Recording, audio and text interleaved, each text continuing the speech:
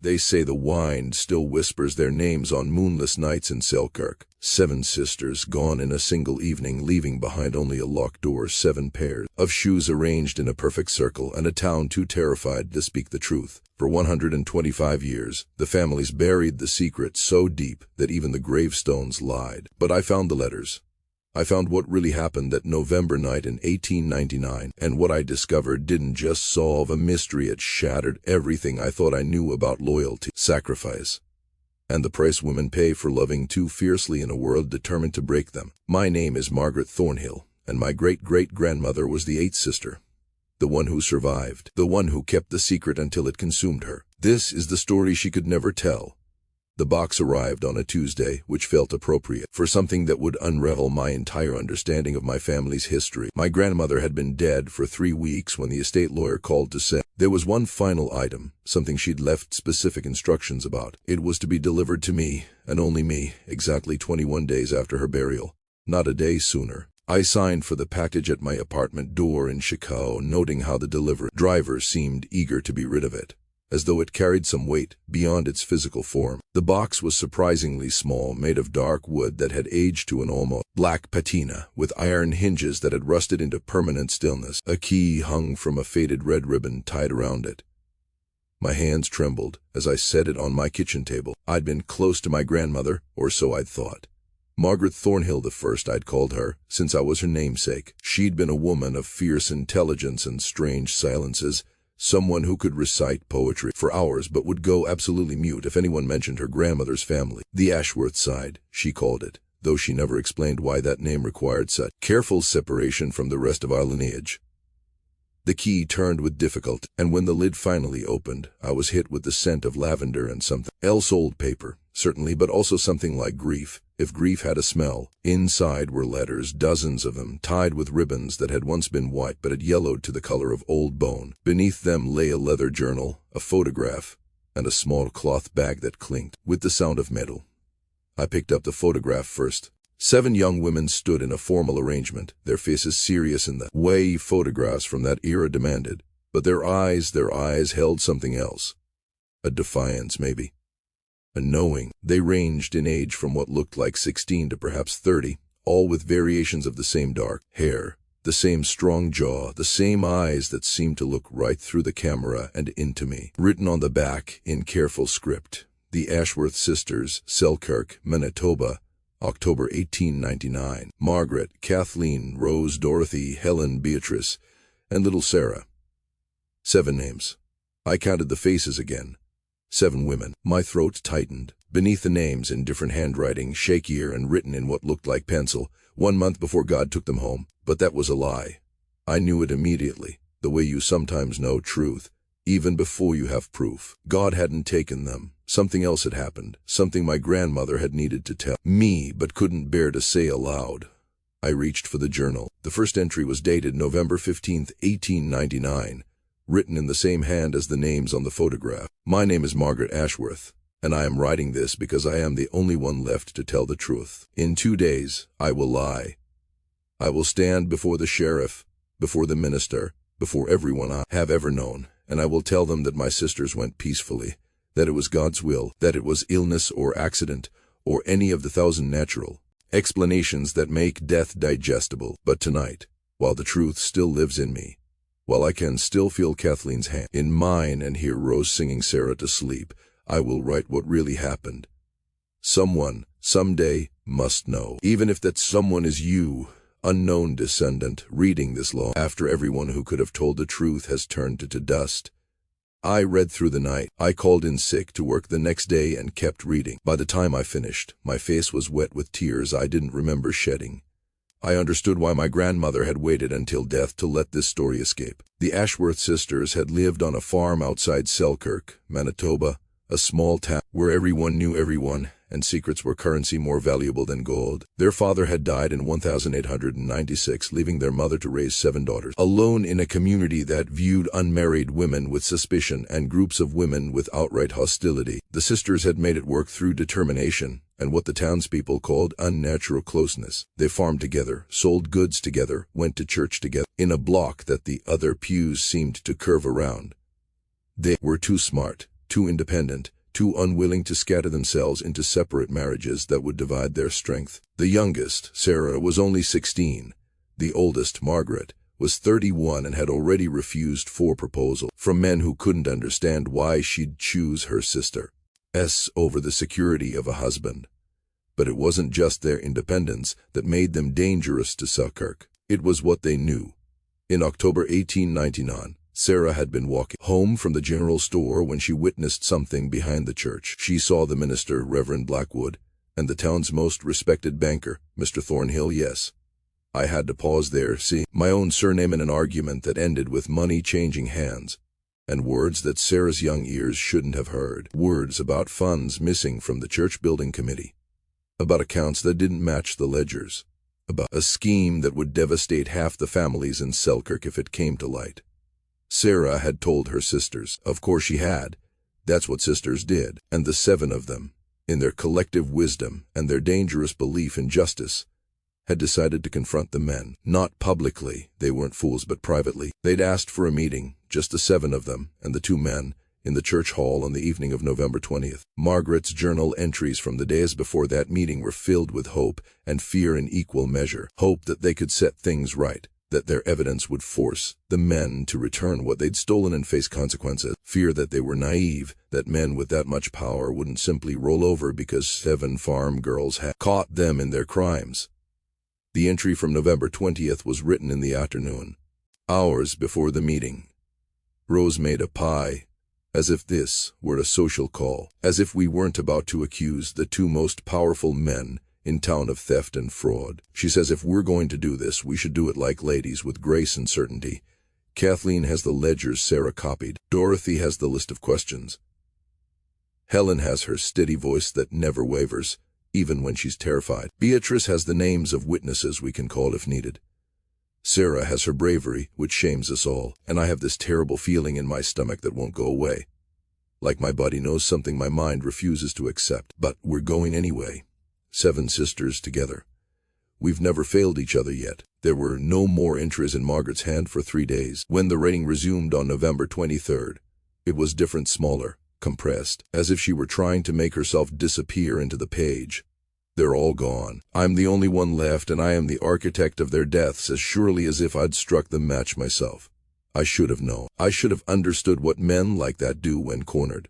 I should have protected them. My hands were shaking so badly I had to set the journal down. I walked to my window and looked out at Chicago's skyline, at all these modern lights and Liz, trying to ground myself in the present before diving back into that terrible November night in 1899.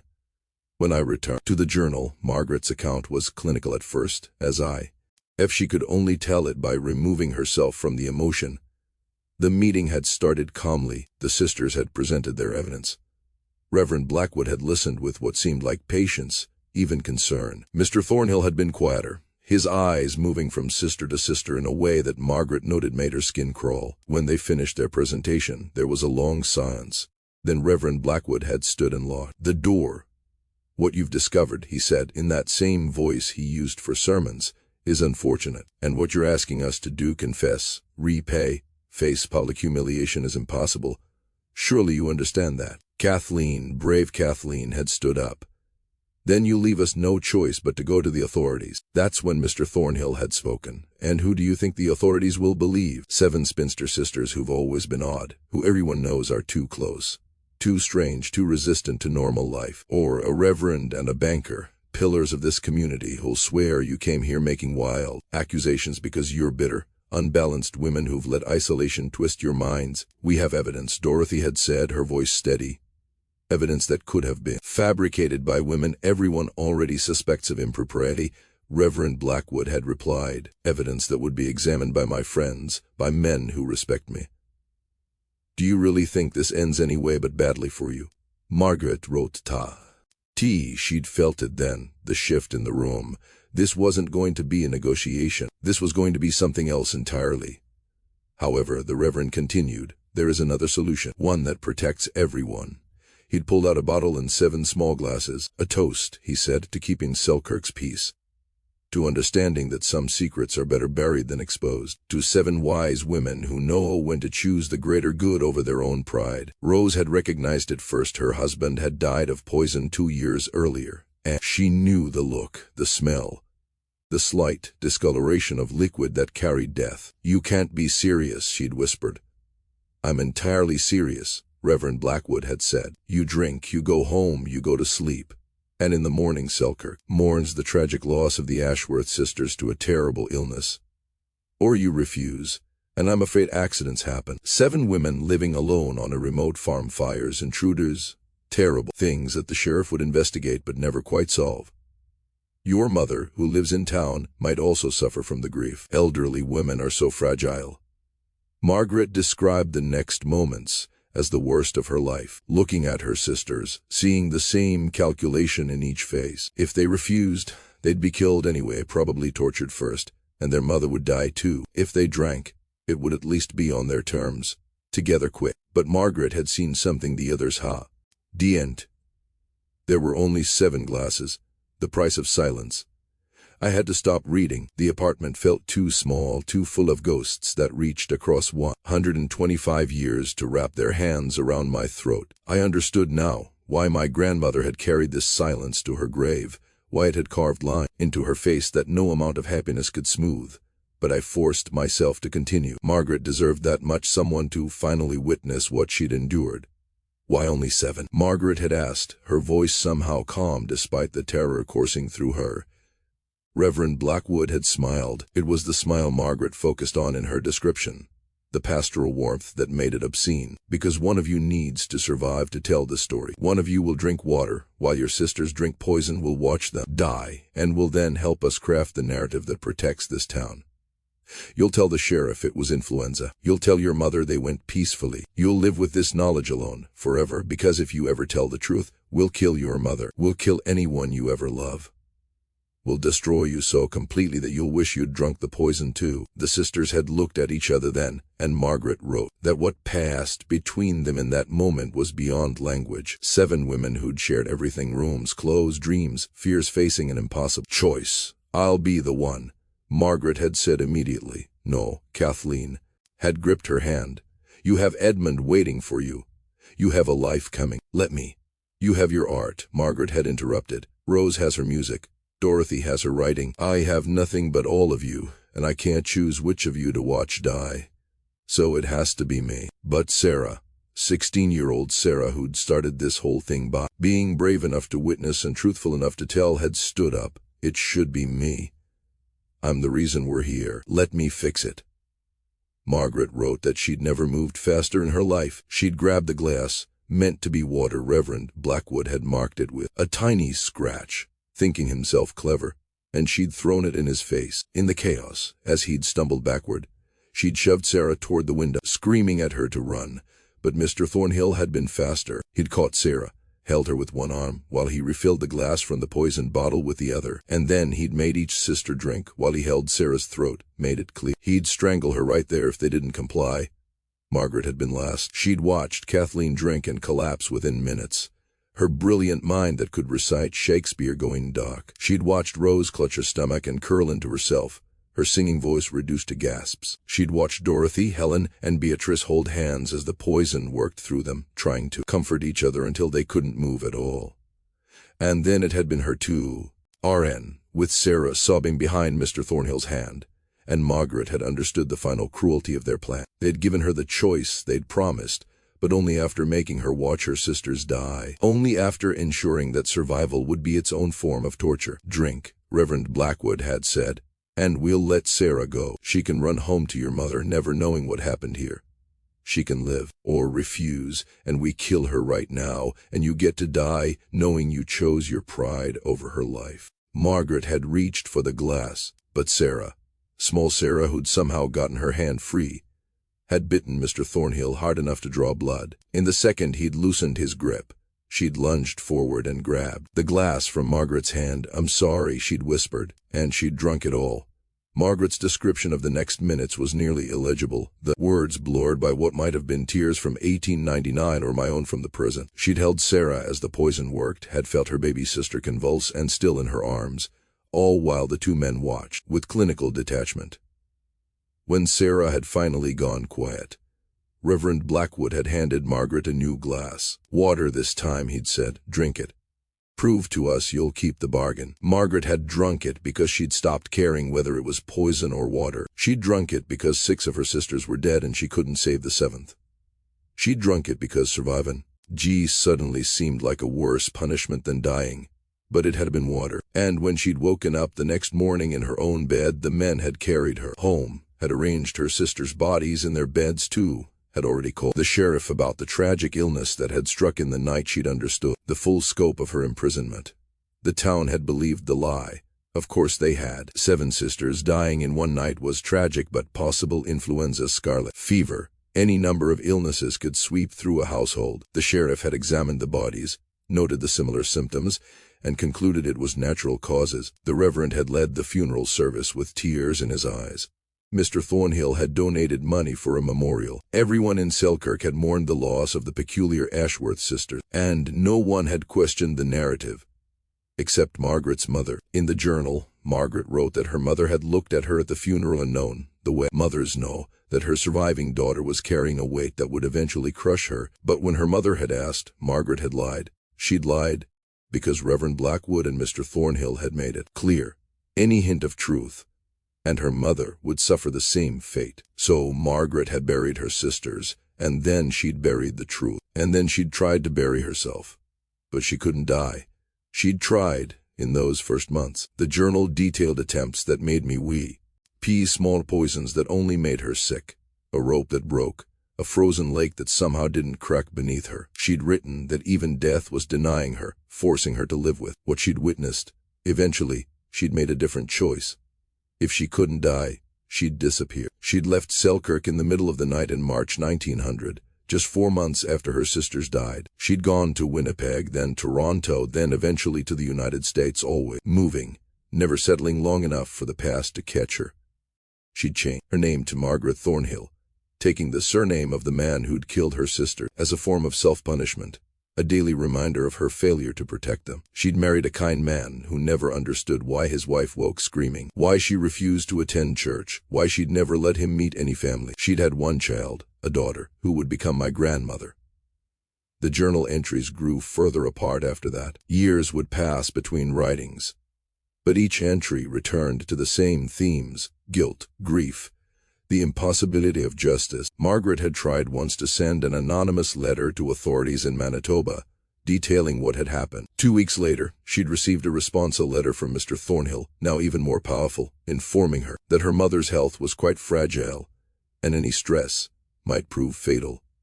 She'd never tried again. She'd watched from afar as Reverend Blackwood became a bishop, as Mr. T. Thornhill became a senator, as both men died peacefully in their sleep, respected and mourned. She'd watched her mother die without ever knowing the truth. She'd watched her daughter grow up asking why grandmother never smiled in photographs. The last entry in the journal was dated 1967, 68 years after that November night. I'm 88 years old today. I've outlived my sisters by a lifetime, which feels obscene. I've carried their secret across decades and borders, and I'm so tired. My daughter has a daughter now. Another Margaret. She's fierce and smart and asks too many questions, reminds me of Kathleen. I want to tell her. I want someone to know. But I'm still afraid. Not of what they'll do to me, I'm old. What can they do? But of what the truth will do to her. How do you give someone this burden? How do you poison their understanding of justice, of safety, of what the world does to women who dare to know too much? So I'll make a bargain with death instead. I'll write it all down. I'll seal it away, and I'll leave instructions that it should find her only after I'm gone, only when she's old enough to carry it. Maybe by then, the world will have changed enough that the truth can finally breathe. But the world hadn't changed enough. I could see that clearly, sitting in my apartment in 2024, reading about crimes from 1899. The mechanisms were different, but the machinery was the same: powerful men protecting themselves, women's voices dismissed, truth sacrificed. To preserve reputations, I picked up the small cloth bag that had been in the box. Inside were 7 hairpins, each with a small stone set at the top. 7 sisters, 7 pins, and a note in my grandmother's handwriting. She wore these every day, all 7, one for each of them. So they'd never be alone. I wept then properly for women I'd never met but who I carried in my blood, for Margaret who'd survived when she didn't want to, for my grandmother who'd known this story and kept it sealed away, for all the truths we swallow to keep ourselves and the people we love safe. But as I cried, something else was building in me: anger, purpose, a refusal to let their story end in silence. The final items in the box were the letters. I'd saved them for last, and now I understood why they were separate from the journal. These weren't Margaret's words. These were letters from her sisters, written to each other over the years before. 1899, full of the ordinary and extraordinary love that exists between women who choose each other every day. Kathleen writing to Rose about a book that made her cry, asking her to read it so they could discuss it. Dorothy sending Helen a terrible poem as a joke, knowing her sister would laugh. Beatrice and Sarah exchanging pressed flowers and recipes and small secrets. Margaret writing to all of them when she'd gone to Winnipeg for a week, saying how empty the world felt without her sisters in it. These letters showed me who they were before men W. Ithiet's poison took them away.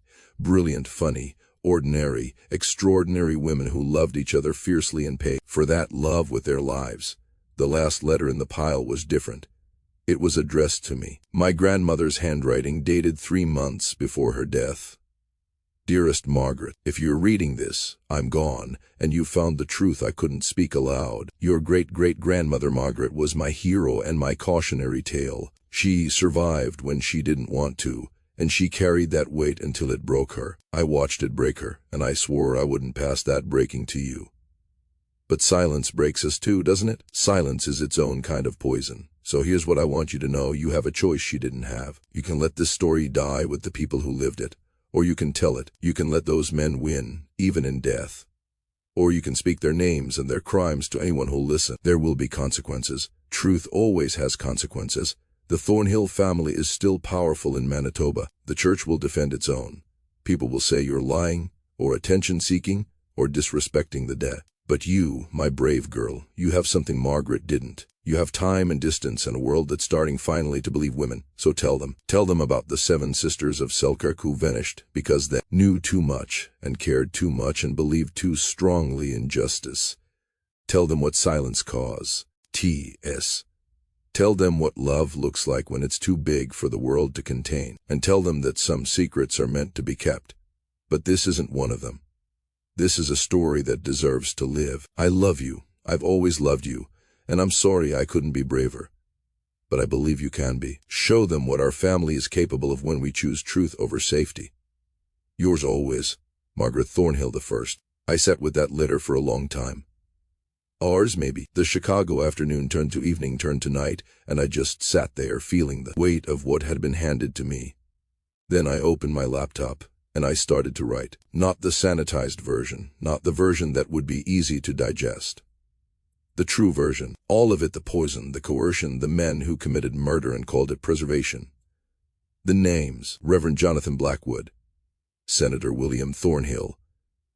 I wrote their crimes next to their accomplishments, let the two sit side by side so anyone reading could see what we celebrate when we refuse to look at the full picture. I wrote about Margaret, Kathleen, Rose, Dorothy, Helen, Beatrice, and Sarah Ashworth, 7 sisters who should have lived long lives, who should have had the chance to be old women telling their own stories. I wrote about the Margaret who survived, who carried them with her every day in 7 hairpins, who loved them so much she couldn't forgive herself for living.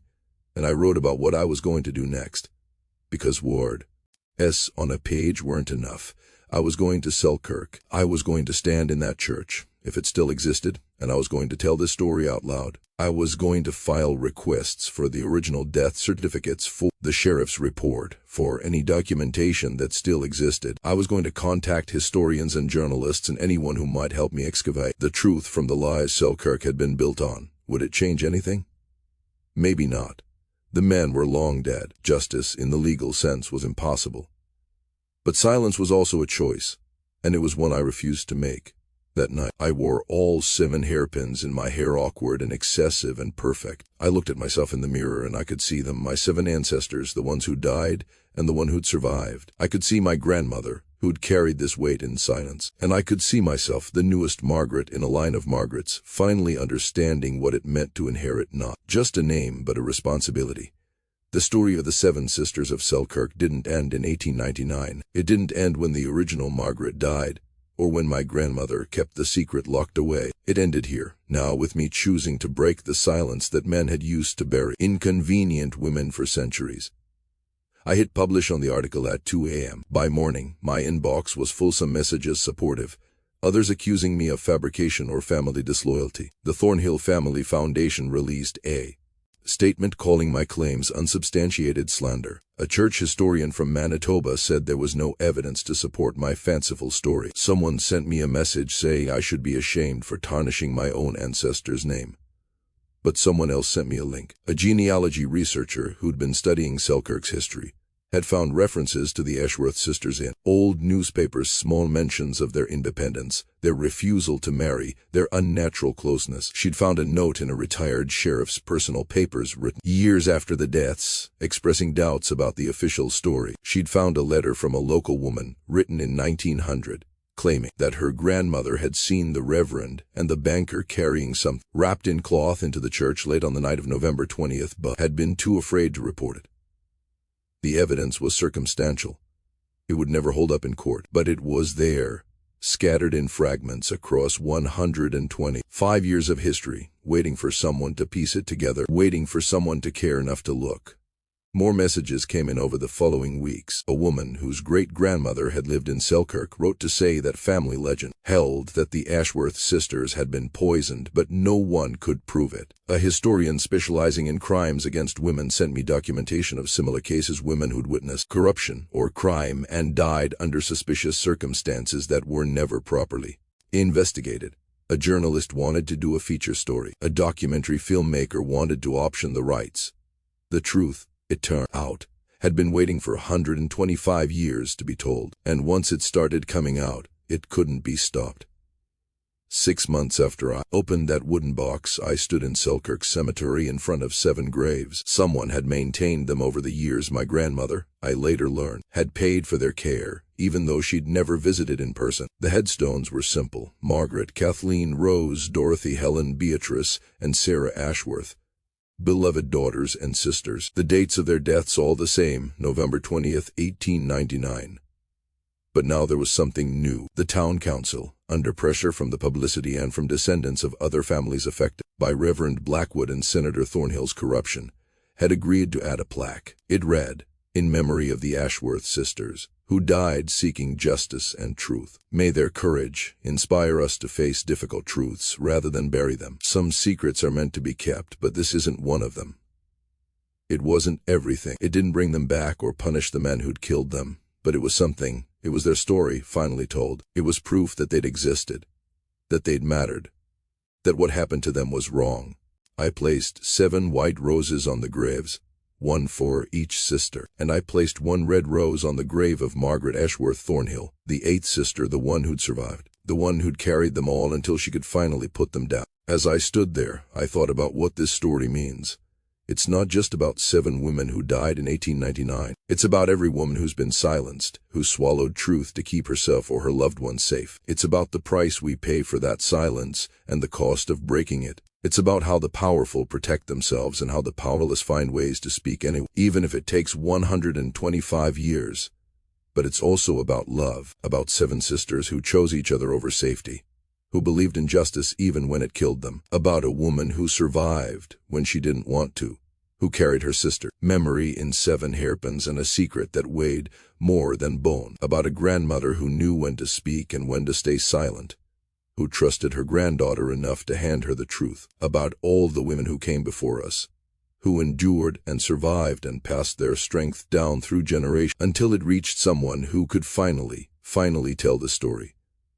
I wear the hairpins every day now, all 7 of them, awkward and excessive and perfect. People ask about them sometimes, why so many, why that particular style, and I tell them about the 7 sisters of Selkirk who vanished without a trace. In 1899, about the secret no one dared to tell. I tell them about Margaret who survived, and Margaret who kept the secret, and Margaret who finally broke the silence. I tell them because that's what we do now. We don't swallow the truth anymore. We don't protect powerful men at the cost of powerless women. We don't accept that some crimes are too old or too difficult to name. We tell the stories. We speak the names. We bear witness to the women who came before us, who paid prices we can barely imagine for crimes they didn't commit. And we remember that silence is also a choice one we no longer have to make. The Seven Sisters of Selkirk didn't vanish without a trace. They left behind love letters and hairpins and a survivor who couldn't forget them. They left behind a story that refused to die. Even when buried under 125 years of lies, they left behind a message that echoes across generations. Truth matters. Justice matters. And women's lives matter enough to fight for, to die for, to spend lifetime trying to avenge. That's the secret no one dared to tell. Not that they died, but that they were murdered. Not that it was tragic, but that it was preventable. Not that we should mourn them, but that we should learn from them. And now, finally, everyone knows.